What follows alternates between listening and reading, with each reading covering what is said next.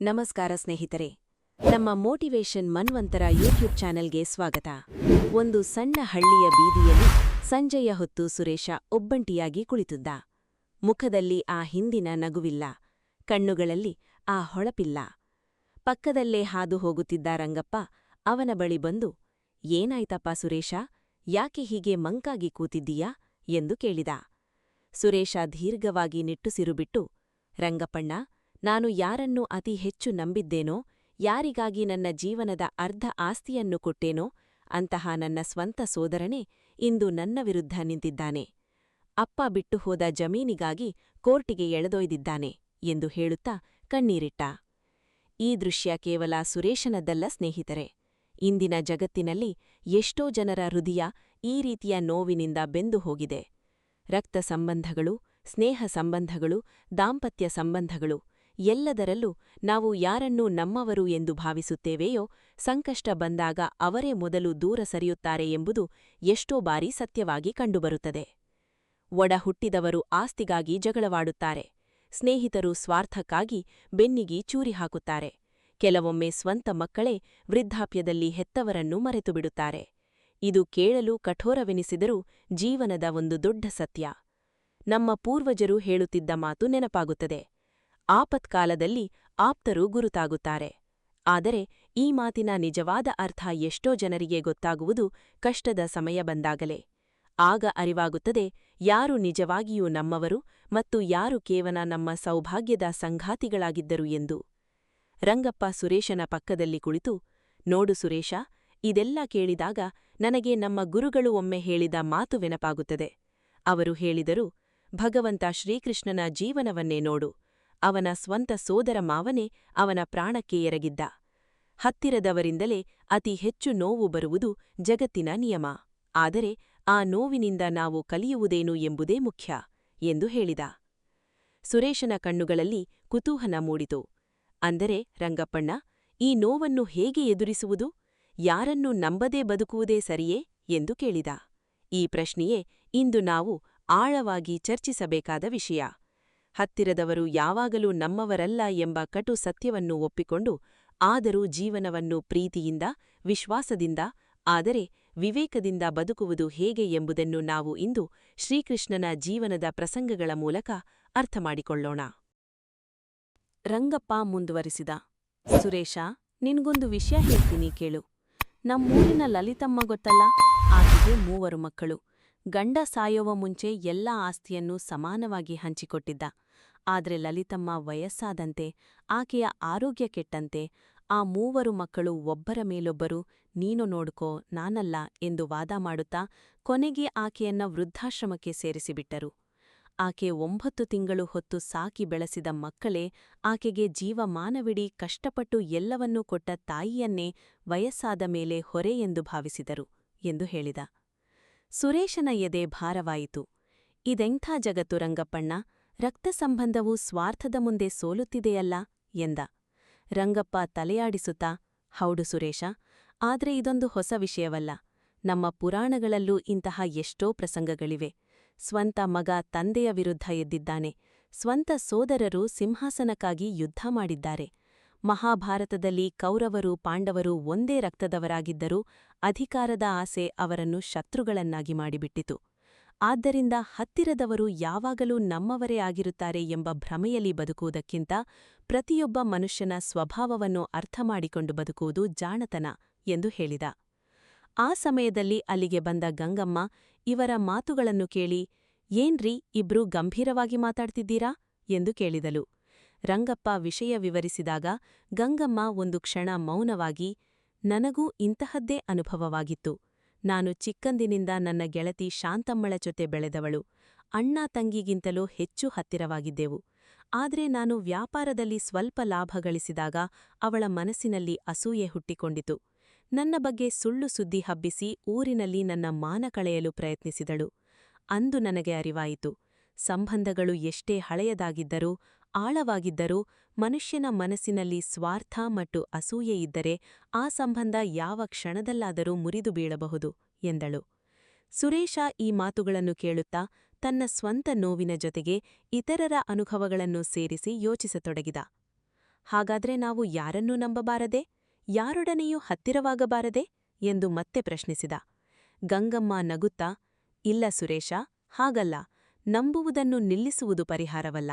ಆದರೆ ನಮ್ಮ ಮನಸ್ಸಿನ ಶಾಂತಿಯನ್ನು, ನಮ್ಮ ಸ್ವಂತ ಮೌಲ್ಯವನ್ನು ಇತರರ ಮೇಲೆ ಅವಲಂಬಿಸಬಾರದು. ಇದನ್ನೇ ಶ್ರೀಕೃಷ್ಣ ಭಗವದ್ಗೀತೆಯಲ್ಲಿ ಅರ್ಜುನನಿಗೆ ಬೋಧಿಸಿದ್ದು ಎಂದಳು.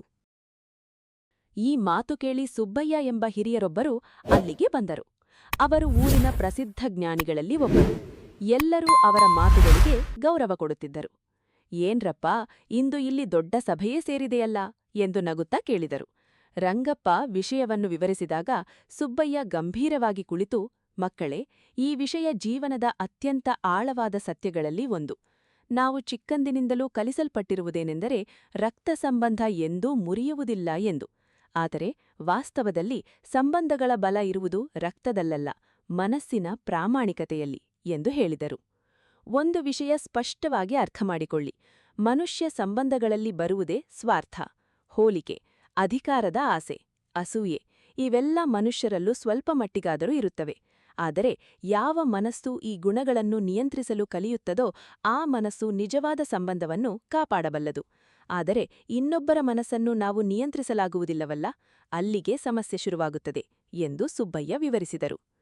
ಗಂಗಮ್ಮ ಕೇಳಿದಳು, ಹಾಗಾದರೆ ಸ್ವಾಮಿ, ಹತ್ತಿರದವರಿಂದ ಬರುವ ಈ ನೋವನ್ನು ತಪ್ಪಿಸಲಾಗುವುದಿಲ್ಲವೇ? ಸುಬ್ಬಯ್ಯ ನಗುತ್ತಾ ಉತ್ತರಿಸಿದರು, ನೋವನ್ನು ಸಂಪೂರ್ಣವಾಗಿ ತಪ್ಪಿಸಲು ಆಗುವುದಿಲ್ಲ ಮಗಳೇ. ಏಕೆಂದರೆ ಪ್ರೀತಿಯಿರುವಲ್ಲಿ ನಿರೀಕ್ಷೆಯಿರುತ್ತದೆ, ನಿರೀಕ್ಷೆಯಿರುವಲ್ಲಿ ನಿರಾಸೆಯ ಸಾಧ್ಯತೆಯೂ ಇರುತ್ತದೆ.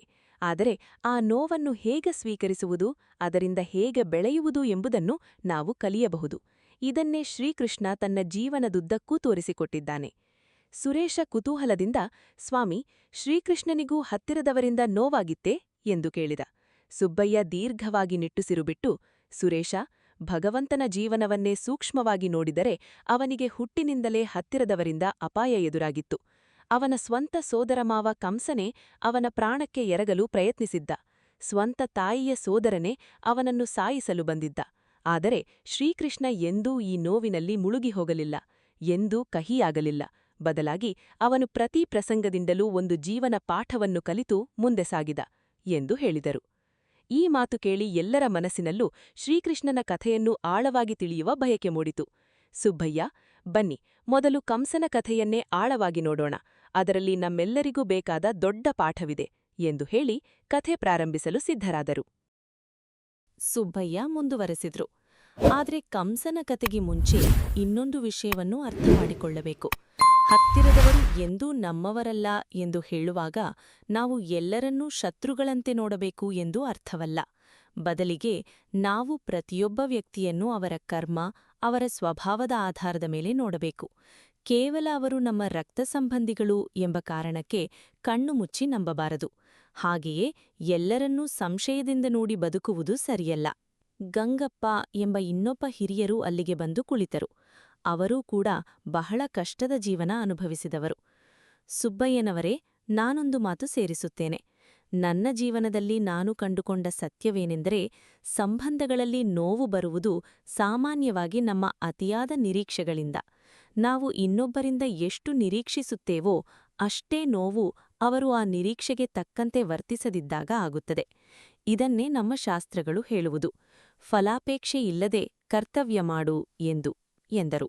ಸುರೇಶ ಗೊಂದಲದಿಂದ, ಆದ್ರೆ ಗಂಗಪ್ಪಣ್ಣ, ನನ್ನ ಸೋದರನಿಗಾಗಿ ನಾನು ಏನೇನೋ ಮಾಡಿದ್ದೇನೆ.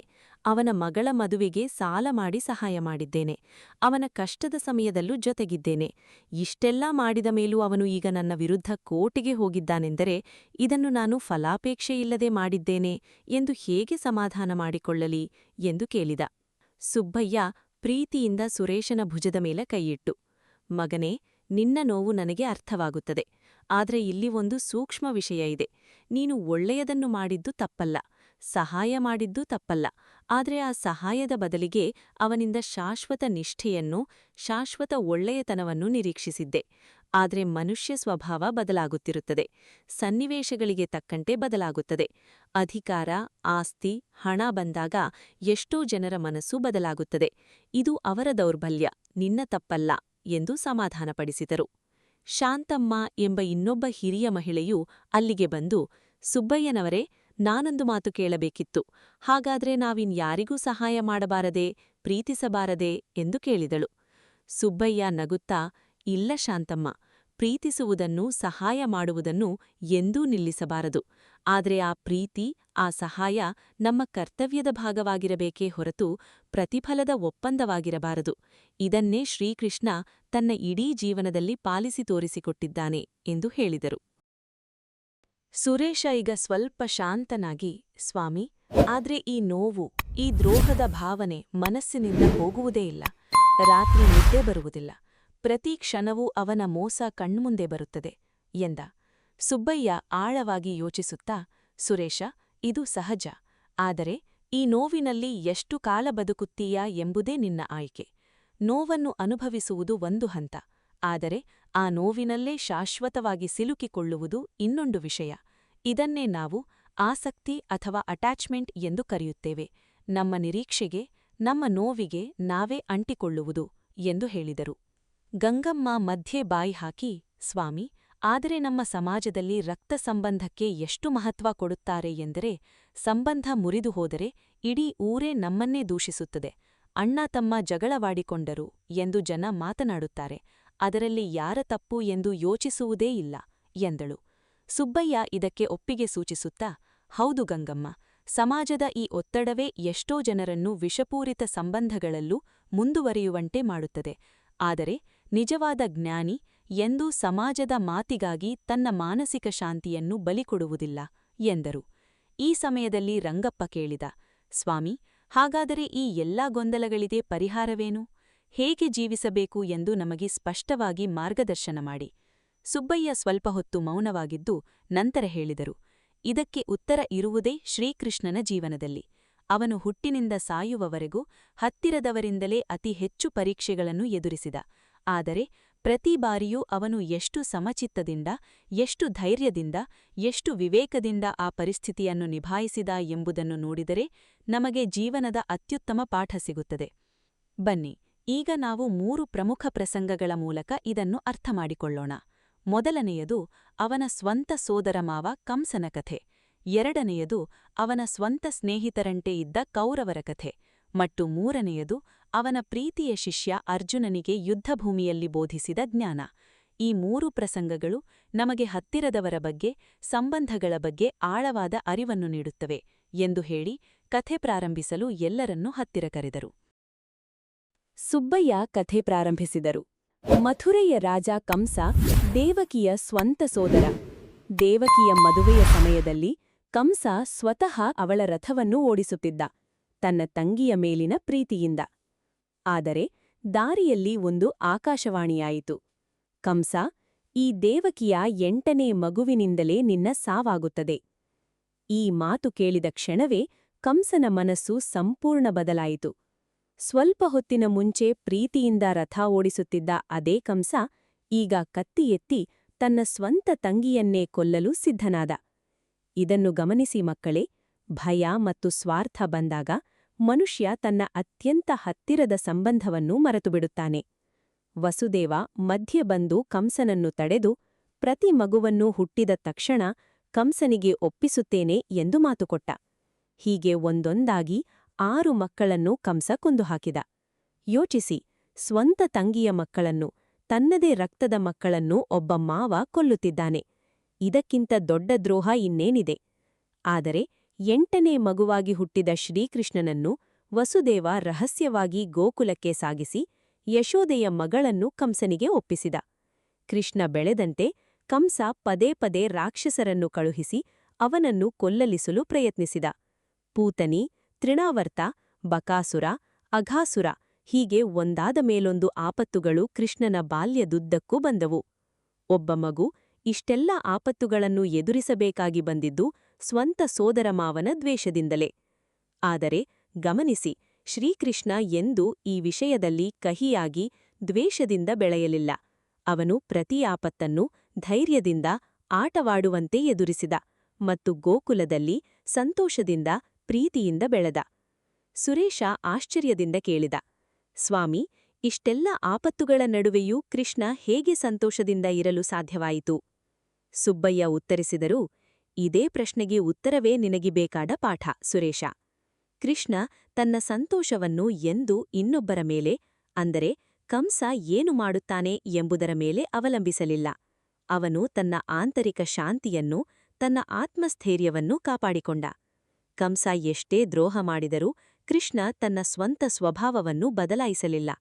ಇದನ್ನೇ ನಾವು ಕಲಿಯಬೇಕಾಗಿರುವುದು. ಇನ್ನೊಬ್ಬರ ದ್ರೋಹ ನಮ್ಮ ಸ್ವಭಾವ, ನಮ್ಮ ಒಳ್ಳೆಯತನವನ್ನು ಕೆಡಿಸಬಾರದು.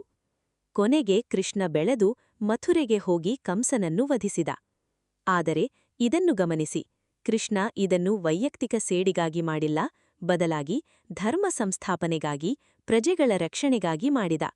ಇಲ್ಲಿ ನಮಗೆ ಸಿಗುವ ಪಾಠ, ಹತ್ತಿರದವರು ದ್ರೋಹ ಮಾಡಿದಾಗ ಅವರ ವಿರುದ್ಧ ಸೇಡಿನ ಮನೋಭಾವದಿಂದ ಅಲ್ಲ, ಧರ್ಮದ, ವಿವೇಕದ ಮಾರ್ಗದಿಂದ ನಿರ್ಧಾರ ತೆಗೆದುಕೊಳ್ಳಬೇಕು.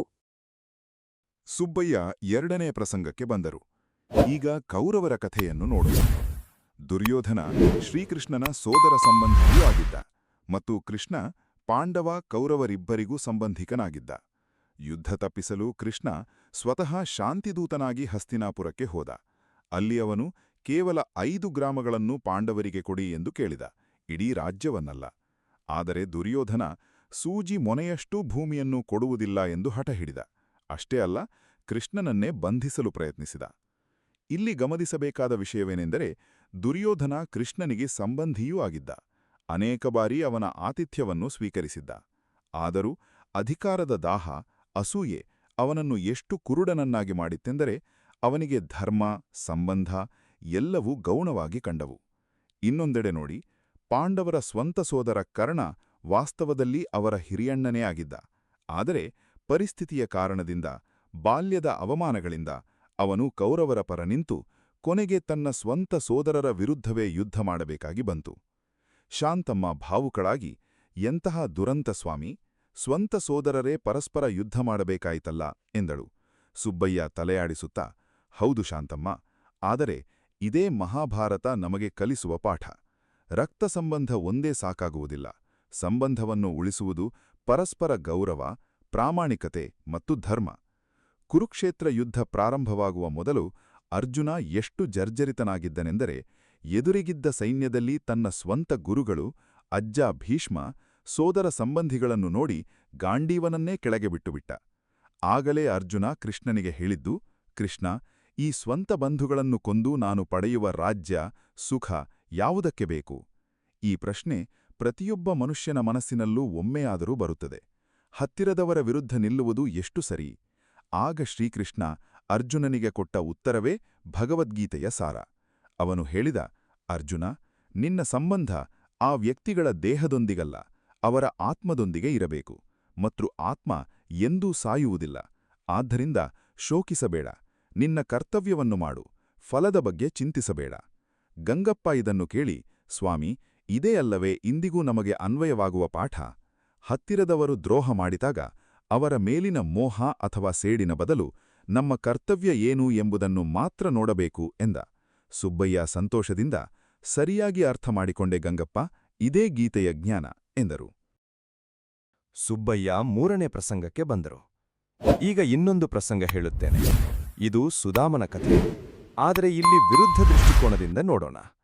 ಸುಧಾಮ ಕೃಷ್ಣನ ಬಾಲ್ಯದ ಸ್ನೇಹಿತ, ಗುರುಕುಲದಲ್ಲಿ ಜೊತೆಗಿದ್ದವನು. ಆದರೆ ಬದುಕಿನ ಪರಿಸ್ಥಿತಿ ಬೇರೆಯಾಗಿತ್ತು. ಕೃಷ್ಣ ದ್ವಾರಕೆಯ ರಾಜನಾದರೆ ಸುಧಾಮ ಬಡತನದಲ್ಲಿ ಬಳಲುತ್ತಿದ್ದ. ವರ್ಷಗಳ ನಂತರ ಹೆಂಡತಿಯ ಒತ್ತಾಯದ ಮೇರೆಗೆ ಸುಧಾಮ ಸಂಕೋಚದಿಂದಲೇ ಕೃಷ್ಣನ ಬಳಿ ಸಹಾಯ ಕೇಳಲು ಹೊರಟ. ಆದರೆ ಗಮನಿಸಿ, ಸುಧಾಮ ಸಹಾಯ ಕೇಳಲು ಬಂದಿದ್ದರೂ ಕೃಷ್ಣನ ಮುಂದೆ ಕೇಳಲು ಅವನಿಗೆ ಬಾಯಿಯೇ ಬರಲಿಲ್ಲ. ಎಷ್ಟು ಆತ್ಮಗೌರವವಿತ್ತು ಅವನಿಗೆ! ಆದರೆ ಇಲ್ಲಿ ಕೃಷ್ಣ ಏನು ಮಾಡಿದ ಎಂಬುದನ್ನು ಗಮನಿಸಿ. ರಾಜನಾಗಿದ್ದರೂ, ಅಷ್ಟು ದೊಡ್ಡ ಸಾಮ್ರಾಜ್ಯದ ಒಡೆಯನಾಗಿದ್ದರೂ, ಬಡ ಸ್ನೇಹಿತ ಬಂದ ಕೂಡಲೇ ಸಿಂಹಾಸನದಿಂದ ಓಡೋಡಿ ಬಂದು ಅವನನ್ನು ಅಪ್ಪಿಕೊಂಡ. ಅವನ ಕಾಲುಗಳನ್ನು ತೊಳೆದು ಗೌರವಿಸಿದ. ತನ್ನ ಸ್ವಂತ ಸಿಂಹಾಸನದಲ್ಲಿ ಕೂರಿಸಿದ. ಇದು ನಿಜವಾದ ಸ್ನೇಹದ, ನಿಜವಾದ ಸಂಬಂಧದ ಉದಾಹರಣೆ. ಇಲ್ಲಿ ಕೃಷ್ಣ ನಮಗೆ ತೋರಿಸಿಕೊಟ್ಟಿದ್ದೇನೆಂದರೆ, ನಿಜವಾದ ಸಂಬಂಧ ಎಂದೂ ಅಂತಸ್ತು, ಸಂಪತ್ತು ನೋಡುವುದಿಲ್ಲ. ಅದು ಹೃದಯದ ಪ್ರಾಮಾಣಿಕತೆಯನ್ನು ಮಾತ್ರ ನೋಡುತ್ತದೆ. ಸುರೇಶ ಕೇಳಿದ, ಸ್ವಾಮಿ, ಆದರೆ ಇಷ್ಟೆಲ್ಲ ದ್ರೋಹಗಳ ನಡುವೆಯೂ ಕೃಷ್ಣ ಸುಧಾಮನಂತಹ ನಿಜವಾದ ಸ್ನೇಹಿತರನ್ನು ಹೇಗೆ ಗುರುತಿಸಿದ? ಸುಬ್ಬಯ್ಯ ವಿವರಿಸಿದರು. ಇದೇ ಪ್ರಶ್ನೆ ಬಹಳ ಮುಖ್ಯ ಸುರೇಶ. ಕೃಷ್ಣ ಎಂದೂ ಎಲ್ಲರನ್ನೂ ಒಂದೇ ದೃಷ್ಟಿಯಿಂದ ನೋಡಿಲ್ಲ. ಅವನಿಗೆ ಕಂಸ, ದುರ್ಯೋಧನನಂತವರ ಸ್ವಭಾವವೂ ಗೊತ್ತಿತ್ತು. ಸುದಾಮ, ವಿದುರರಂತಹ ಪ್ರಾಮಾಣಿಕರ ಸ್ವಭಾವವೂ ಗೊತ್ತಿತ್ತು. ಅವನು ಪ್ರತಿಯೊಬ್ಬರನ್ನೂ ಅವರ ಕರ್ಮ, ಅವರ ಹೃದಯದ ಆಧಾರದ ಮೇಲೆ ನಡೆಸಿಕೊಂಡ. ಇದೇ ನಾವು ಕಲಿಯಬೇಕಾದ ವಿವೇಕ. ಎಲ್ಲಾ ಸಂಬಂಧಗಳನ್ನೂ ಒಂದೇ ತಕ್ಕಡಿಯಲ್ಲಿ ತೂಗಬಾರದು. ಗಂಗಮ್ಮ ಕೇಳಿದಳು, ಸ್ವಾಮಿ, ಹಾಗಾದರೆ ನಾವು ಯಾರು ನಿಜವಾದ ಸ್ನೇಹಿತರು, ಯಾರು ಸ್ವಾರ್ಥಿಗಳು ಎಂದು ಹೇಗೆ ಗುರುತಿಸುವುದು? ಸುಬ್ಬಯ್ಯ ಚಿಂತನಶೀಲರಾಗಿ, ಒಳ್ಳೆಯ ಪ್ರಶ್ನೆ.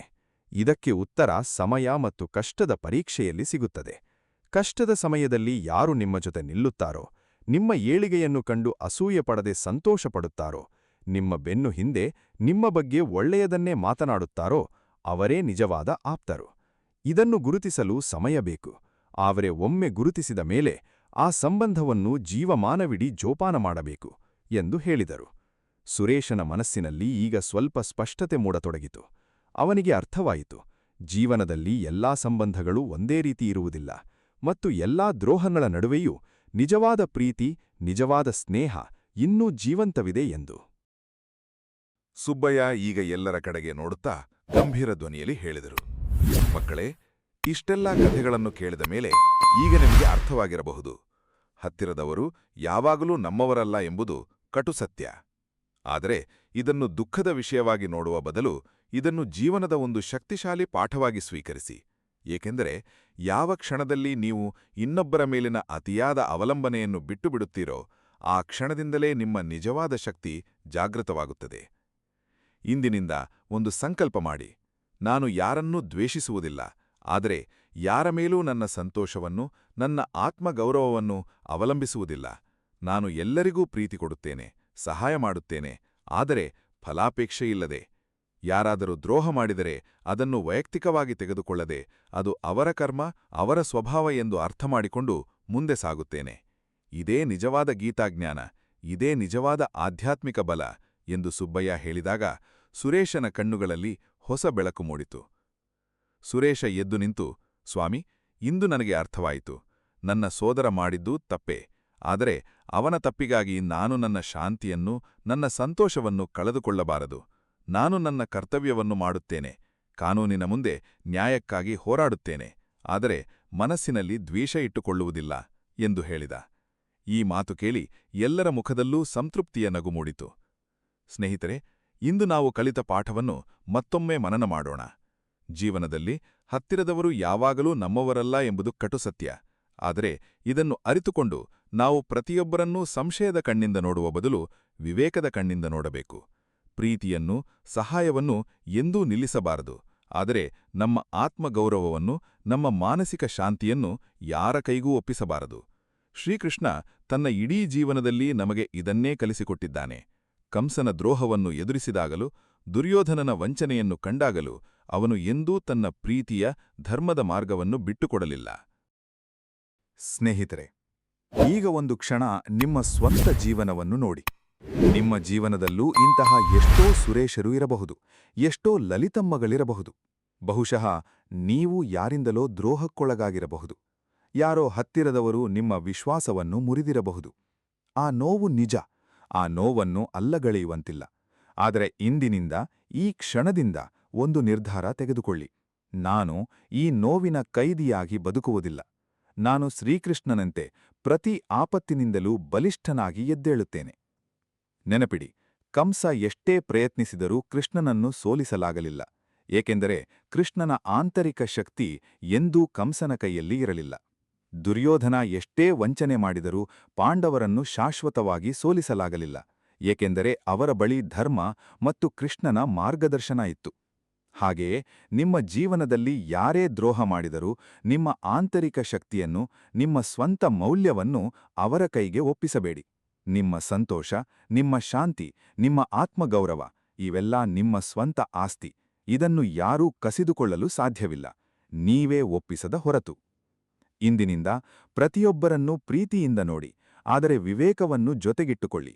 ಯಾರು ನಿಮ್ಮ ಒಳಿತನ್ನು ಬಯಸುತ್ತಾರೋ ಅವರನ್ನು ಜೀವಮಾನವಿಡೀ ಜೋಪಾನ ಮಾಡಿ. ಯಾರು ಕೇವಲ ಸ್ವಾರ್ಥಕ್ಕಾಗಿ ನಿಮ್ಮ ಬಳಿ ಬರುತ್ತಾರೋ ಅವರಿಂದ ಸೌಮ್ಯವಾಗಿ ದೂರವಿರಿ, ಆದರೆ ದ್ವೇಷ ಇಟ್ಟುಕೊಳ್ಳಬೇಡಿ. ಇದೇ ಶ್ರೀಕೃಷ್ಣ ಭಗವದ್ಗೀತೆಯಲ್ಲಿ ನಮಗೆ ಬೋಧಿಸಿದ ಸಮತ್ವ ಬುದ್ಧಿ.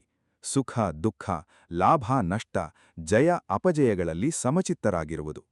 ಜೀವನ ಎಂದೂ ಪರಿಪೂರ್ಣವಾಗಿರುವುದಿಲ್ಲ, ಸಂಬಂಧಗಳು ಎಂದೂ ಪರಿಪೂರ್ಣವಾಗಿರುವುದಿಲ್ಲ. ಆದರೆ ಈ ಅಪೂರ್ಣತೆಯ ನಡುವೆಯೂ ನಾವು ಪ್ರೀತಿಯಿಂದ, ಧೈರ್ಯದಿಂದ, ವಿವೇಕದಿಂದ ಬದುಕಬಹುದು. ಹತ್ತಿರದವರು ನಮ್ಮವರಲ್ಲ ಎಂಬ ಸತ್ಯವನ್ನು ಒಪ್ಪಿಕೊಂಡಾಗಲೇ ನಾವು ನಿಜವಾದ ಸ್ವಾತಂತ್ರ್ಯವನ್ನು ಅನುಭವಿಸುತ್ತೇವೆ. ಇನ್ನೊಬ್ಬರ ಅಂಗೀಕಾರಕ್ಕಾಗಿ ಹಂಬಲಿಸುವ ಸ್ವಾತಂತ್ರ್ಯ, ಸ್ವಂತ ಮೌಲ್ಯವನ್ನು ಸ್ವತಃ ನಿರ್ಧರಿಸುವ ಸ್ವಾತಂತ್ರ್ಯ. ಶ್ರೀಕೃಷ್ಣನ ಕೃಪೆ ಸದಾ ನಿಮ್ಮೆಲ್ಲರ ಮೇಲೆ ಇರಲಿ. ನಿಮಗೆ ಈ ವಿವೇಕ, ಈ ಬಲ, ಈ ಶಾಂತಿ ಸದಾ ಸಿಗಲಿ. ಇದಿಷ್ಟು ಈ ಸಂಚಿಕೆಯ ವಿಷಯವಾಗಿದೆ. ಈ ಸಂಚಿಕೆಯ ಅನಿಸಿಕೆ ಅಭಿಪ್ರಾಯಗಳನ್ನು ತಪ್ಪದೇ ನಮ್ಮೊಂದಿಗೆ ಹಂಚಿಕೊಳ್ಳಿ ಮತ್ತು ಲೈಕ್ ಮಾಡುವುದನ್ನು ಮರೆಯಬೇಡಿ. ಈ ಸಂಚಿಕೆ ನಿಮಗೆ ಇಷ್ಟವಾಗಿದ್ದಲ್ಲಿ ಹರೇ ಕೃಷ್ಣ ಎಂದು ಕಮೆಂಟ್ ಮಾಡಿ, ಅಥವಾ ನಿಮ್ಮಿಷ್ಟದ ದೇವರ ಹೆಸರನ್ನು ಕಮೆಂಟ್ನಲ್ಲಿ ಬರೆಯಿರಿ. ಆ ಭಗವಂತನು ನಿಮ್ಮೆಲ್ಲರನ್ನೂ ಆಶೀರ್ವಾದಿಸಲಿ. ವಂದನೆಗಳು.